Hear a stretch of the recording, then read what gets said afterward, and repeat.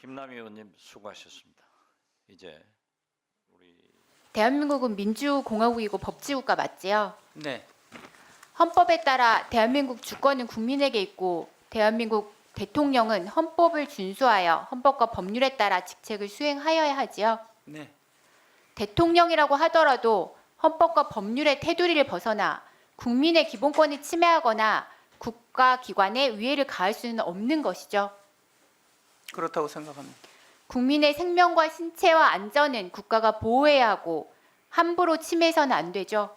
네, 대통령 선서도 그렇게 하는 것으로 알고 있습니다. 네, 법치국가에서는 너무 당연한 것입니다. 그런데 2024년 대한민국에서 이것들이 무너졌습니다. 후보자님 계엄 선포 당시에 집에 계셨다고 하셨죠? 네, 네, 그날 12월 3일 10시까지 평소와 다른 점이 있었습니까? 저는 다른 점은 없었습니다. 네. 12월 3일 오후 10시경에 우리나라에서 전쟁이 일어나고 있었습니까? 전쟁은 없었습니다. 네, 북한과의 국지전이 있었습니까? 없었던 것으로 압니다. 네, 12월 3일 밤 국회의 모습을 잠시 보겠습니다. 화면 봐주시기 바랍니다. 총을 든 군인들이 창문을 깨고 국회 본청에 침입했습니다. 계엄군에 의해 국회 본청 건물 곳곳이 부서지고 망가졌고 계엄군을 막다가 보좌관 국회 직원들이 부상을 입었습니다. 국회를 막아선 경찰들 때문에 국회 담장을 넘어 들어가다가 많은 국회의원과 시민들이 다치기도 했습니다. 저 역시 국회 담장을 넘는 과정에서 상처를 입었습니다. 12월 3일 비상계엄 선포 이후 우리 국민은 다시 평범한 일상을 되찾기 위해 힘겨운 시간을 보내야 했습니다. 수백만의 시민들이 거리로 나오셨고 응원봉이 거리를 채웠습니다. 밤을 새워 국회를 지켜주신 시민들이 계셨고 이런 열정과 참여 때문에 비상계엄 선포 후 11일 만에 윤석열에 대한 탄핵소추안이 국회에서 의결될 수 있었습니다. 이 상황에 대해서 알고 계시죠? 네, 언론 보도를 통해서 알고 있습니다. 국민 여러분의 헌신과 참여 덕분에 우리는 민주주의를 지키고 대한민국 헌정 질서를 바로 세우는 길에 올라설 수 있었습니다. 조한창 후보자께서는 우리 국민의 헌신에 응답하고 대한민국 헌법을 수호하는 역할을 수행하셔야 합니다. 질의 드리겠습니다. 우리나라에서 계엄의 역사를 아십니까? 계엄이 발동됐던 내역에 대해서는 알고 있습니다. 네, 4.19 혁명 막기 위해서 계엄이 선포되었고요. 5.16 군사 쿠데타로 정권을 잡기 위해 계엄이 선포되었습니다. 유신헌법을 선포하기 위해 계엄이 선포되었고 부마 민주 항쟁을 억압하기 위해 계엄이 선포되었습니다. 전두환은 군부의 정권 장악을 위해 민주화 요구를 억압하기 위해 계엄을 선포했고요. 수많은 광주 시민의 목숨을 앗아갔습니다. 후보자님, 비상계엄 선포는 한국 현대사에서 민주주의와 인권을 억압하는 수단이었고 그 과정에서 많은 국민들이 희생되었습니다. 알고 계시죠? 네, 그런 결과가 초래됐다는 것을 알고 있습니다.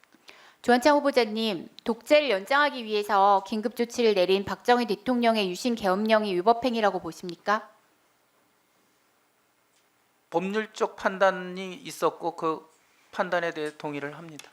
위법행위라고 보십니까? 네, 전두환과 노태우가 주도한 신군부가 일으킨 12.12 군사 쿠데타에 대하여 위법행위라고 보십니까? 네, 국민의 기본권을 침해하고 헌정 질서를 파괴한 것이라고 판단이 있었고 그 판단에 동의를 합니다. 네, 지난 12월 3일 10시 27분 아무 일도 없었던 평범한 저녁 그 시간에 윤석열이 느닷없이 계엄을 선언했습니다. 이승만, 박정희, 전두환에 이어 네 번째 계엄 선포한 대통령이 되었습니다. 앞선 계엄과 마찬가지로 민주주의를 유린하고 인권을 억압하려는 시도였지만 국민들의 단결된 저항 앞에 실패했습니다. 어제 한겨레 기사를 인용해 보겠습니다. 윤석열 대통령은 꽤 오래전부터 계엄을 염두에 두고 있었다. 군대 사조직이 이 계엄에 동원됐다. 그러나 그 준비 상황이 엉성했다. 내란 세력들의 무능이 큰 다행이었다. 라는 기사입니다.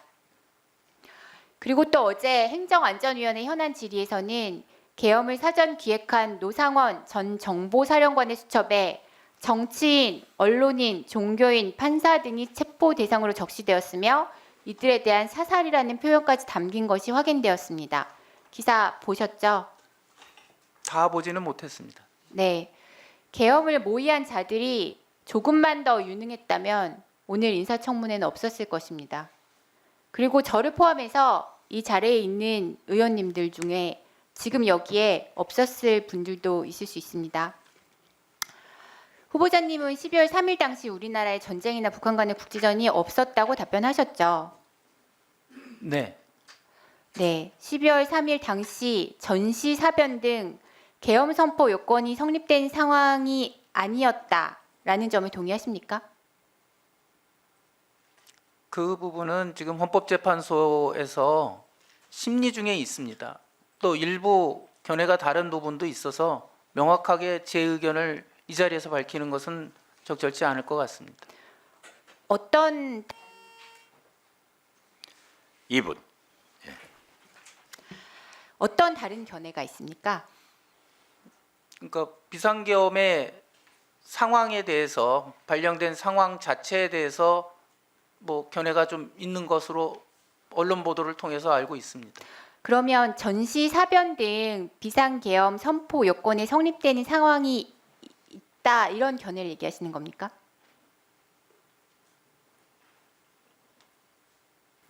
그 부분을 포함한 전반적인 부분에 대해서 이야기가 있는 것으로 알고 있습니다. 네, 후보자님은 그러면 전시 사변 등이 있었다고 생각하십니까? 그것은 아닙니다.